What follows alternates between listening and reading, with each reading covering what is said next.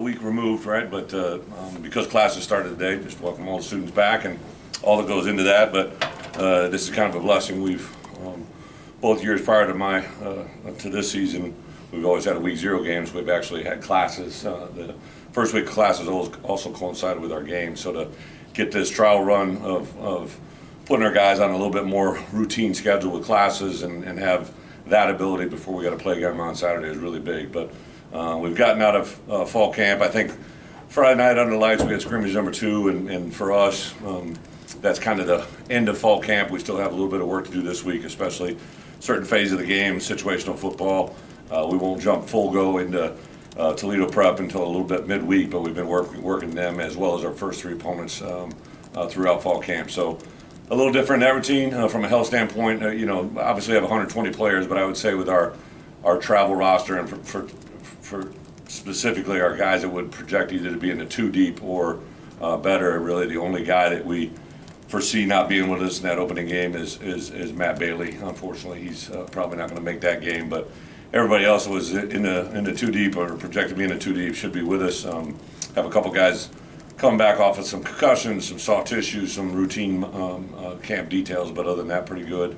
Really excited about that. I think as a coach, right, you always focus on your players, but for me, a big part of this fall camp was being with 4 new coaches totally that had never been with us in the fall camp, and obviously Aaron Henry being a 5th, that he actually transitioned to a coordinator, and on top of that, transitioned to being a dad with 2 twins he just welcomed into the home. So a lot of new roles for guys on our staff, and that was really big to get through fall camp, kind of learn from each other in that regard, so that's been a really good thing. But obviously our roster is where it's at, so Bob, you want to ask the question? Or you I want do. to just go ahead? Okay. Go ahead, just for formality. Well, I was going to ask about Johnny Noonan. It's going to be first team All-American. Okay, yeah. I want to ask about That's that. not the question I was thinking you were going to go You've with. not had one before. But not had one before. we'll talk about Johnny in sure, but I thought for sure you were going to give me the quarterback question. Nope. You didn't take the bike. All right. So we'll announce today Luke Altmaier will be our starting quarterback going into the Toledo game. We've really had, even last spring through all this fall, I've been very impressed with the quarterback room in general. To have Barry back as a returning coordinator, but also our QB coach, I think has brought a lot of continuity to that room, even though we got new faces. Luke sat down and visited with all 3 of our quarterbacks, Luke Altmaier, John Paddock, and Donovan Leary. And to be quite honest, Kirk Lamisho has had a really good spring and summer, but those 3 guys, I think in particular, have proven to me what they can do and what they will do. I told all of them, obviously, Luke with his role as starting quarterback. I've been very impressed on not just his play on the football field, but kind of how he's handled. I think to walk into this environment, to have a lot of people from the outside world think he's going to be that guy, and to stand in front of his team, to give cadence as a quarterback, to speak in the huddle, but also on the sideline in the locker room. I thought he's just really done a nice job of balancing all that. So we talked in detail about what that was going to be from this point moving forward. And then obviously John Paddock, I thought he probably played one of his best weeks of football last week, and the competition has definitely made everybody in the room stronger, and very impressed with John, not only again with what he's done on the field, but he's type A mentality, personality, everything, got great leadership qualities, all the things that you ask for in a quarterback. He shines through and has been very, very efficient with our offense, and I think the respect that our guys have on the field for him is big. And then Donovan Leary in particular, a guy that's going into a second fall with us, but last year redshirted, this year going into his redshirt freshman year, has really put together a nice little run, especially this last week. He by far, again, I think on Friday night played his best football that I've seen him play. So as a whole, that room I'm very impressed with, see where it can go. Really every other room on offense, I think Josh and Reggie at the running back position have been more than adequate.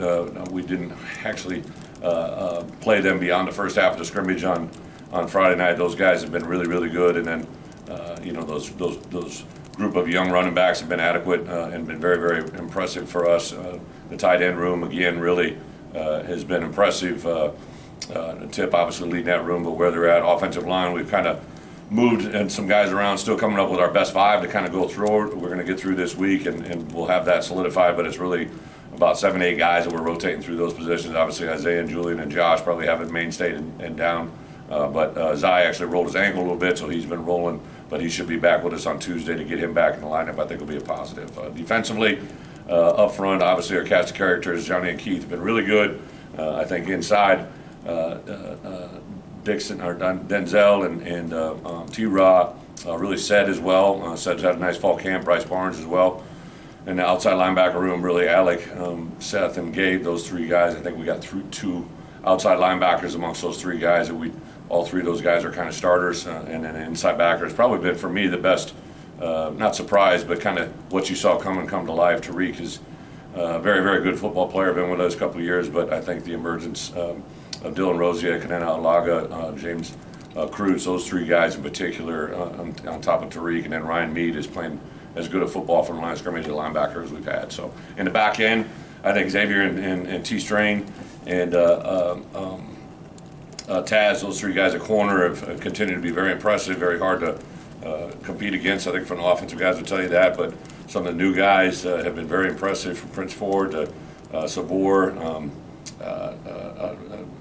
Jaheim, Clark. There's been a couple guys that have showed up that maybe not, and Tyson Rooks, right? Those guys have really been impressive in fall camp. And then in the inside, without Matt Bailey, I'd say Demetrius Hill and Clayton Bush at that position have really shined. And then Miles Scott at free safety, and really a couple of new guys that have emerged, have been really impressive.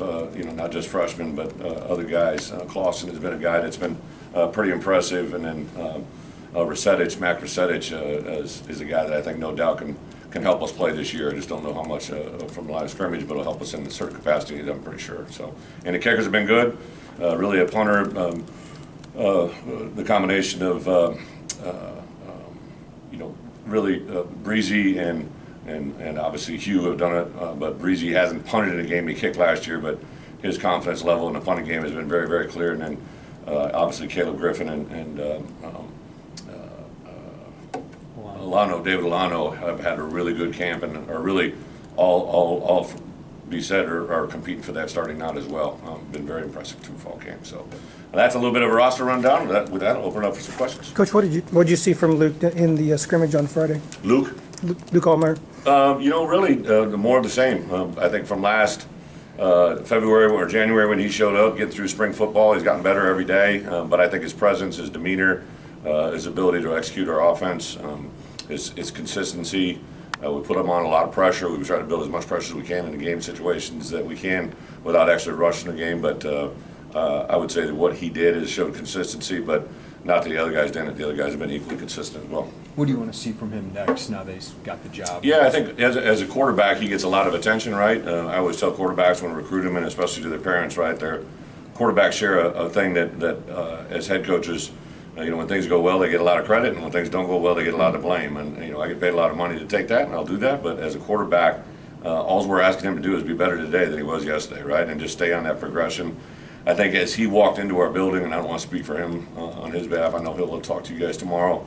One of the things that's been very impressive to me is I don't really care about what happened before he got here, but I have a feeling that how things were run at Ole Miss, and I love Lane. Lane's a friend of mine, but they're probably completely different than what we do here. And I think that even last year with Tommy, I thought it was really cool for me to grow as a head coach with him and have him grow with us.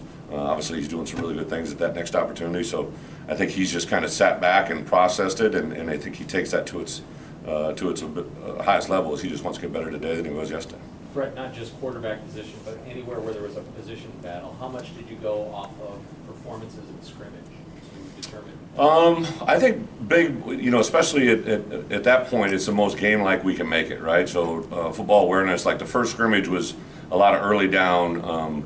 There was some move the ball, but this last scrimmage on Friday night was all move the ball. We just put the ball all over the place. We had it, starting off after a touchback. We had it at midfield. We had it in the red area. We had it move the football, sudden change. So it really put them in all those, and in particular guys that are signal callers. So quarterbacks on offense, linebackers and safeties on defense. Those guys have got to be aware of the moment. And that was big. What's the next step for Matt Bailey in terms of his timeline? He actually started running. Just coming back off of his injury, I think he has a follow-up. I know it's a follow-up on the Monday after the Toledo game. So at that point, will be a big, can we move forward? I think the earliest we could project in the back would be the Penn State game. Matt's got, not only has he played good football, he's got a lot of really good football in front of him. And so I've really been trying to be balanced. I think our doctors have done an unbelievable job, just kind of staying on top of this one and guiding it and getting it to the point where it can be. Sorry for Schenk Yeah. the earlier question, but back to Johnny. He's Yeah. he's just named first team All-American preseason, which is a first here. What's it mean to you? And when you first saw him, did you think this guy's going to be that guy? Or- Yeah, you know, in particular with Johnny, I say this all the time. One of the things the NFL drives you to do is you have what's called one-liners. So I would evaluate you guys, right, as sports reporters. I would give a one-liner. I'm not going to share them with you, right? But they would give a brief description to try and give as much information in a short amount of time as possible. And so you give a lot of comparisons, right? So when I first got here with Johnny, literally during that winter, I'd see him move. I saw the explosion, but when I saw him practice in spring, I remember sitting myself, I was talking to an NFL D-line coach who I'd worked with the Patriots. We had a guy by the name of Malcolm Brown, who was the 32nd pick out of the University of Texas. And he was a first-round kid, obviously 32nd pick, but he was very explosive, very powerful, wasn't overly long, but had really good explosiveness, extremely intelligent, good athlete, and that's Johnny in a nutshell. Johnny is extremely powerful. I think that his early down rush value is something, if you were scouting us, you would be like, okay, this guy is disruptive on early downs in many different ways. Former high school running back that he'll remind you of all the time, right? So he really can run and cover a lot of grass for a big guy. I think he probably jumps out to people when they watch that on film. And then really just his football IQ, his intelligence. Once you tell Johnny, and to be quite honest, Keith, what I think the reason both those guys have really, really good football IQ and awareness, and sometimes that doesn't coincide with great players, right? Like sometimes it's just because of ability, but Johnny has the intelligence and the athleticism that let him go at a different level. I didn't know it was our first ever. I know Bret probably shared that with me, but you know, on Saturday after the scrimmage, we had watched the film and put it in its entirety, you know, the review of that, and I was kind of letting them go Saturday, and they had some time Saturday and Sunday to be by themselves away from us. We had some voluntary things we wanted to come in for, and obviously guys with rehab, but I knew they had classes start today, so we're not going to meet with them until tonight. So they had a little bit of time there, and I wanted them to understand, you know, what's behind us is behind us, and what's in front of us is determined by us. And one of the things I did is I showed slides of, it's really 8 guys that are up for 15 national awards, right? And I think about when I first came here in my first year, I don't know if we had any watch list guys or anything, right? And I'm not saying that they're just bringing out a point, right? Like last year we had Chase Brown up for the Doak, right? And he'd gained 1,000 yards a year before. Well, this year we got 2 guys that are up for the Doak Walker, right? And I don't think they had 1,000 yards between the 2 of them, right? Added together. So the respect of what we do has brought attention to our room. But on the same account, Johnny is getting a lot of attention, and Keith, because of what they've done. And it's kind of a neat place in our program to have 15 guys up for national awards, but there's no preseason watch list that guarantees you any victories, right? But our guys are hearing that for the first time. You're going to ask them questions, right? I love the social media post and brag on our guys, but we were getting so many, I didn't want to leave one out. There was one time last year where somebody was nominated for a national award, and I had to bring him in for a little come to Jesus meeting about other issues, right? And he literally said, well, you know, you didn't retweet my watch list. And I'm like, are you serious, right? Like, but kids pay attention to that, right? And I think it's a very good football 101 for me as a head coach to grasp, like, what we say and what we do as a coach directly affects the responses of our players. But also, they're out in the community now, and they're in classrooms, they're getting taught by teachers, they're in the community with fans, and if they hear that they're going to be good, they begin to think they're going to be good, and sometimes that can be a detriment as well. Bret, you had pegged Getsky for this role 2 years ago when he was a freshman, and just can you talk about his rise as he's kind of grown as a player? You know, it's a great question. I would say probably one of the most surprising, but also not surprising, because once you see him work, is Getsky's growth. Like, he just literally kind of, you know, I don't know if anybody's seen the movie Full Metal Jacket, right? But Private Pile, right? Like, went through this metamorphosis. I don't want to turn it into that, right? But like there's this change, like he's different, right? And I think Josh, as soon as he got in the building, you could see he's extremely dedicated. He's also diabetic, right? So he has that he has to control. And once I began to see him control that the way he did, I mean, he came to me the other day, he's like, Coach, I got to go get a regular Gatorade, right? He didn't want the sugar-free one. He needed and he knows his body like that, right? Like, he literally knows what he takes before, during, and after. And I give our staff a lot of credit for helping guide him, but he does that on his own 24/7. And when you have that focus as a big man, it's been pretty impressive to watch him continue to be that. When Zai went down, we popped him out to right tackle the other day, and he was equally efficient, right? So, again, just another high football IQ. I give Tony Passos, right? Like Tony played here back in the day. Tony kind of took him under a mentoring role and took a lot of pride in it, and Josh responded in that way as well. So it's kind of fun once we get around some of our former players, how much they can affect our program as well. Obviously, Luke is your starter, but how's that backup competition shaping up there? You know, without a doubt, I think if we had to play a game tomorrow, John would be the guy, and I shared that with him and with Donovan. A couple weeks ago, you guys interviewed them, and whether you believe it or not, I usually read some of the commentary, and Bret does a great job of giving me quotes. And the way both Donovan, John, and Luke talked about the competition in the room, but also about the way they talk to each other, it's been uncanny for me to watch that formulate on the sidelines. Like they're all kind of three different dudes, right? And all of them kind of gravitate off of each other and compete off one another and ask questions. It's really been a healthy room. How fluid might things be in the secondary for the opener? Do you want to have your guys figured out, or are we going to play several and kind of? I think there'll be several roll through, but you know, in the secondary, I would say there'll be some mainstays. Like I would say, like Xavier Scott and Taz really have shown like those guys are pretty solid players. I think if they're not in the game, it would be because we're either getting them a blow or we have something strategically planned to give them a little bit of rest. But those two guys, now Xavier can play multiple positions, but those two kind of stand out. I would say very much Miles Scott has continued to put himself in a position of like, this is a pretty impressive player. He hadn't played a lot of defensive back football, but he's played a lot in practice, and obviously last spring to this fall, and then really between Demetrius Hill and Clayton Bush, even though they haven't played a lot of football for us, they played a lot of football, and those two guys I think will be pretty fluid at that safety position. 2 years ago, you talked about Josh McCray around this time of the year, like, hey, I thought this guy would be good, but Yeah. you got to see this guy. Last year you spoke of Gabe Akas the same way. Yeah. Like, he's all that we thought we were recruiting and more. Are there any freshmen in this class that, you know, end of camp, beginning of this, that you're like, wow, now that we've got him on the field, this is a player for us? Yeah, again, I appreciate the question. One of the things that I have on our building, right, door walking in, door walking out, one of our things is speak for yourself, right? So as a head coach, I don't want to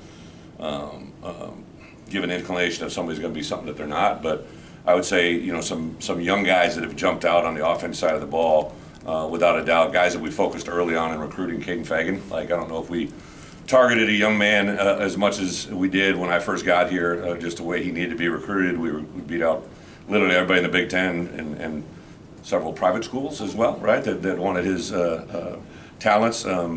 Just a great fit into our program in a many different capacity, but since he's been here and now, I would say this fall, he's changed a lot. I know you guys saw him in the spring, saw him a little bit this fall, but like, I think everybody's excited to watch him run on our football team. Like when our players are excited to watch someone play, that tells me what we're getting, right? An easy one on offense, Malik Elzy. Malik is a very talented, it's kind of funny, Caden wears 3, Malik wears 2, and we were going out to our first practice, and I was on the defensive end way down here, and they were starting to catch kicks, right? And I saw a big guy get up and catch a kick and take off running, and I'm like, wow, we got Caden back there catching kicks. I didn't know he did that, right? Like, and I get up and I'm standing next to Caden, and I'm like, well, who? And I turned around and it was Malik Elzy in 2, right? And Malik is a big, strong. He's not as big as Caden, but from a distance, like he jumps out without a doubt. On the defensive side of the ball, although they're not new but they're new transfers, I would say Denzel Daxon, Clayton Bush, and Demetrius Hill. Those 3 guys, I think, are going to play a lot of football for us, and I like what they bring to the table. And then really from the outside linebacker room and inside linebacker room, some of those young guys, Dylan Rosiak, I think is going to really make a big jump and play a lot of good football for us. Alec Bryant probably on the edge. Seth, Gabe, and Alec have had a really good fall camp. If I can follow that up with Daxon, One more after Rodriguez. that's an interesting recruitment because it's, you know, somebody from Ohio, kind of unknown, you know. That's not a guy that is in the portal. People are like, oh, everybody going off that 5-star from Texas or whatever. Right. Well, how do you identify a guy like Daxon and say, you know, that's a nose for us? Yeah, that's Pat Hamilton and Jay Kaiser really kind of run our portal business, right? Jay in particular, and I think Denzel, I first got a text on him like 10:30, 11 o'clock at night when he got in the portal and looked at him. Then you find his history. He's actually from the Bahamas. Then I believe he went to Carroll City, if I'm not mistaken, Miami, Carroll City.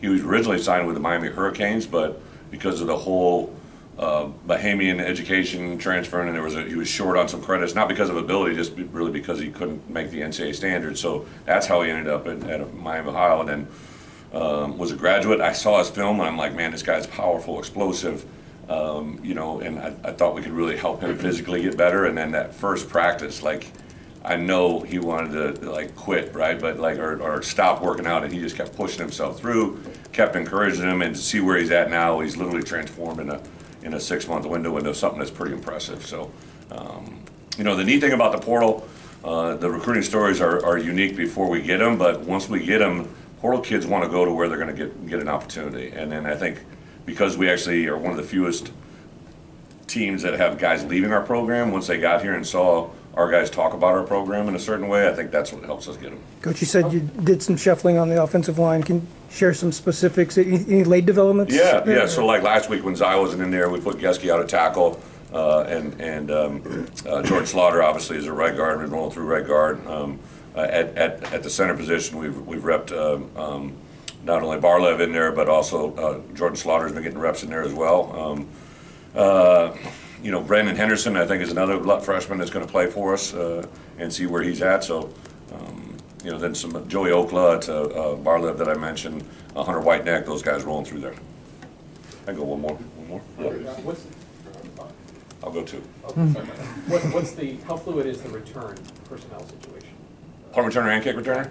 Well, I think, you know, what Isaiah has been impressive to me during fall camp is not only a wide receiver play, but in the return game, I think he's taken another step. Isaiah's had a very impressive camp, very excited to see where he gets and where he goes. As a kick returner, we have a host of a couple guys.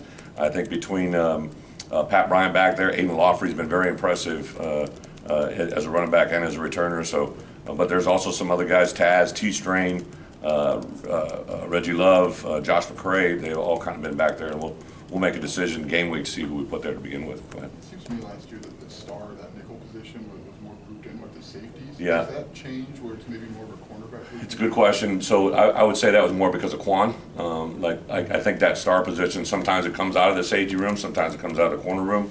Xavier's probably our best star right now, so in that case it would come out of the corner. But Xavier Scott literally could play all 5 positions for us. He's a very talented player.